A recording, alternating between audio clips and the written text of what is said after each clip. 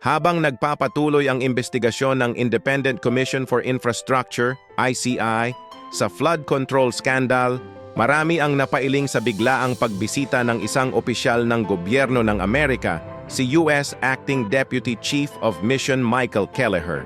Ayon sa ICI, courtesy call lang daw, walang interference.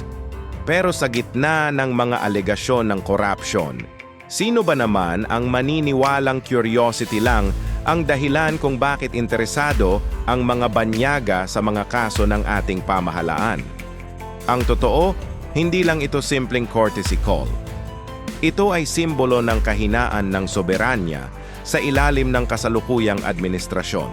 Noong panahon ni Duterte, walang banyagang embahada ang nangangahas na sumausaw sa mga internal na investigasyon ng bansa. Pero ngayon, tila malayang nakikialam ang mga dayuhan habang ngumingiti lang ang palasyo. Habang sinasabi ng ICI na hindi ito tungkol sa narrative, malinaw na ang ICI mismo ang ginagamit para sa narrative. Kung totoo ang layunin nitong mag-imbestiga kung saan man dalhin ng ebidensya, bakit tila napakatahimik nila sa mga koneksyon ng malalapit sa Pangulo?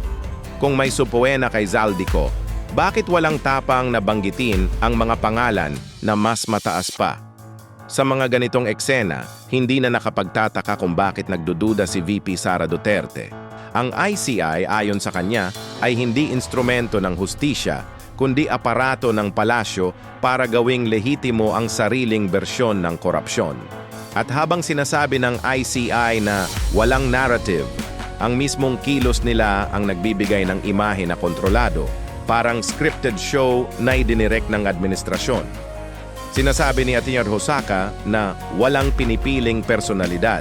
Pero sa mata ng taumbayan, malinaw na kung sino ang pinoprotektahan at kung sino ang ginagawang sakripisyo. Ganito gumagana ang politika ng kasalukuyang rehimen. Ang mga kaaway, iniimbestigahan. Ang mga kaalyado, binabalanse. Kung seryoso talaga ang ECI, bakit kailangang magpaliwanag pa sa Amerika? At bakit parang mas abala sila sa PR kaysa sa resulta? Noong panahon ni Duterte, ang hustisya ay aksyon. Ngayon, puro press briefing at photo op.